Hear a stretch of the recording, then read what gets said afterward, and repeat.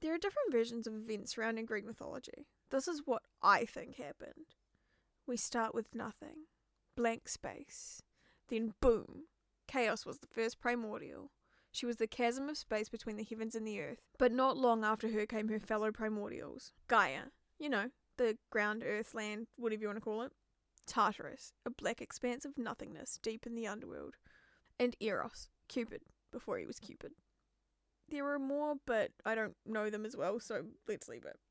Gaia, being a badass boss, was like, I don't need some man to help me. Pop. Look, I made new things on the earth. Gaia birthed 3 entities? I don't know. Uranus, the sky, Aurea, the mountains, and Pontus, the sea. She then proceeded to create the Titans with the sky. Yeah. She and her seed had 12 bouncing not-so-little Titan babies. The Titans, who were under Mummy and Daddy's control, ruled over the cosmos from Mount Orpheus, each having their own realm to specifically control. Oceanus seems pretty obvious, but for those that don't know, he's the god of salty water, you know, oceans. Cous, god of knowing a tomato is a fruit. Intelligence for those that don't know that saying. Creus, god of the sparkly glowy things in the sky. He measured the length of time in a year by using the constellations as timestamps. Hyperion, Mr. Let There Be Light. He controlled the sun and the moon, which I guess for them was all light. I guess fire. Anyway. Epitus, he got to be the god of morality, which just means his kids Prometheus and Epimetheus created all animals and man on earth. Not in the sea. We'll get to that soon. Kronos was the youngest Titan, the one that caused Gaia and Uranus to go, we should stop. He ruled over time. Woo, youngest child problems. Thea, goddess of giving us idiots sight, so vision, and I guess light, because you need light to see. Rhea, goddess of women, right? Because we need our own ruler. Oh, and fertility, so, you know, women. Themis, she was the responsible one, in charge of justice, tradition, and order. Mnemosyne, goddess of language, memory, and was known to be a prophet. Which, you know, makes sense really. Memory and language, 2 things you need for prophecy. Phoebe, honestly don't know much about her except she was a prophet and was the mother of Leto. Oh, and she was the one who gave Apollo his prophetic powers. Well, must have sucked to be her. Probably the middle child. And then there was Tethys. You remember before how I said sea life? Yeah, this was her. Mother of all creatures of the water. She was also the goddess of fresh water. This family tree is going to get more complicated, so let's get started. Oceanus and Tethys got married and had lots of minor river gods and ocean nymphs, a specific one being Metis, goddess of wisdom. Can everyone say foreshadowing? Cous and Phoebe got married and had Leto, a goddess of fertility. Hyperion and Thea had Helios, god of the sun, Selene, goddess of the moon, and Eos, goddess of the dawn. Mnemosyne was the mother of the 9 muses, and Creos married Eurbea, daughter of Gaia and Pontus, you know, the other male seed.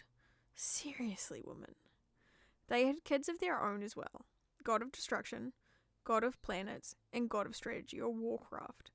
This brings me to Kronos and his lovely sister wife, Rhea. Actually, before we get into their lovely story, let's get into how Uranus treated his other kids with Gaia, the Cyclopses and the 100-handed ones. He hated them so much, he banished them to Tartarus, you know, the pit of nothingness. It pissed Gaia off so much she convinced her loving son Kronos to help her with her Uranus problem. She crafted him a nice sharp sickle, which he then used to cut off his father's genitals. He then threw them into the seas. From the sea foam grew a brand new goddess, the first Olympian, Aphrodite, goddess of love, beauty and sexuality, the only Olympian not descended from a Titan. With his father out of the way, Kronos became ruler with Rhea at his side. And now we get into their kids and why Kronos was a worse father than Uranus. Kronos was so paranoid that his children would turn on him like he did his own father, that when Rhea gave birth, he would swallow them. He swallowed 5 children before Rhea tricked him into eating a stone instead of his newborn son. The 5 eaten children were Poseidon, god of the seas, Hades, boss of the undead and owner of the cutest 3-headed dog other than Fluffy, although not technically classified as one of the 12 Olympians. Hestia, goddess of the hearth and home. Demeter, goddess of plants and plant-like things. And Hera, goddess of marriage and lover of cows. The son he did not eat was Zeus, soon to be god of the skies and ruler of the Olympians. Rhea made sure to keep Zeus a secret until he was fully grown and old enough to fight, and then a plan was concocted to create a drink potent enough to make Kronos throw up Zeus's siblings. The plan was successful and Kronos threw up his children, and then with the help of his brothers, Zeus sliced Kronos to pieces. A war then raged between the Titans and the gods. It lasted something like 10 years and ended with most of the Titans being sent into the abyss as punishment. This brings us to the Olympians. Zeus was married to Metis. They got pregnant. Being paranoid because of a prophecy stating he would have a kid greater than him, Zeus panicked and ate Metis while she was pregnant. Zeus then married his sister, Hera, and they had their sons, Ares, god of war, and Hephaestus, god of doing things with your hands and volcanoes. Now, this next one has a couple of different tellings, but I'm going to tell the one that makes me laugh the most. Zeus got a splitting headache and cried like a little baby, loud enough for everyone to worry. Hephaestus, trying to help, split his father's head open, and out pops a fully armoured, fully grown goddess of wisdom, Athena. Okay, we are down to 4 more, and if you're doing maths, you'll realise that would make 13 Olympians, but there are only 12. Don't worry, we're going to get to that. Zeus really likes women, so he had some fun times with Leto. You remember her? She then gave birth to Artemis, goddess of the hunt, mainly, some other things as well, and then Apollo, god of music and poetry, and later the sun, but that's a story for a different time. After the twins came the son of Zeus and Maia, the eldest Pleiade, Hermes, god of thievery and travellers. He was also the messenger of the gods. And last we have our twice-born thigh guy. Basically, his mum was mortal. She got pregnant by Zeus.